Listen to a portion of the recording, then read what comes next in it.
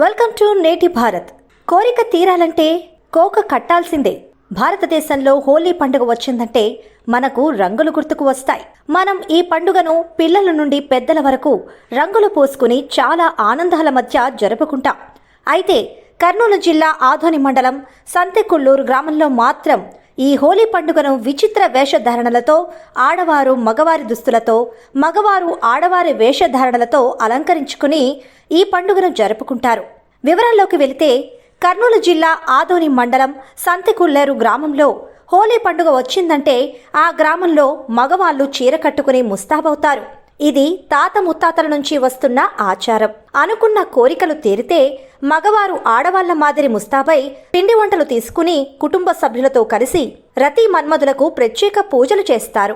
ఈ వింత ఆచారం కర్నూలు జిల్లా ఆదోని మండలం సంతకొడ్లూరు గ్రామంలో జరగనుంది.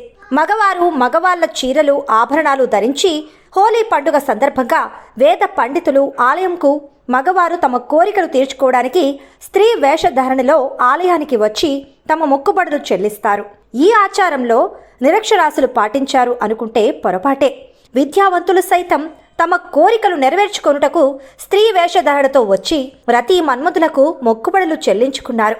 భక్తులు తమ గ్రామ సుభిక్షం కొరకు వ్యవసాయం, ఉద్యోగ వివిధ రంగాల్లో తమ కోరికలు నెరవేరాలంటే మగవారు ఆడవేషధారణలో చీర కట్టాల్సిందే. భక్తులు తమ అనుకున్న కోరికలు తీరిన తరువాత చీర కట్టకపోతే అనిష్టం కలుగుతుందని వారి నమ్మకం. ఈ వింత ఆచారాన్ని తిలకించడానికి పొరుగు రాష్ట్రాలైన కర్ణాటక సరిహద్దు ప్రాంతాల భక్తులు కూడా తరలివస్తుంటారు.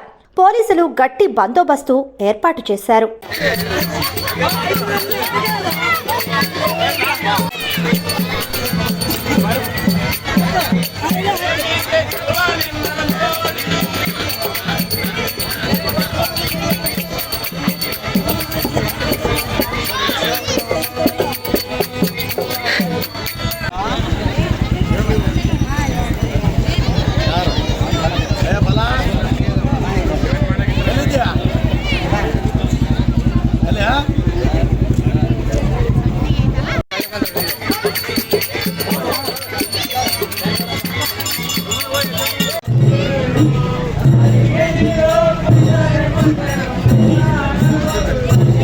ಸ್ವಲ್ಪ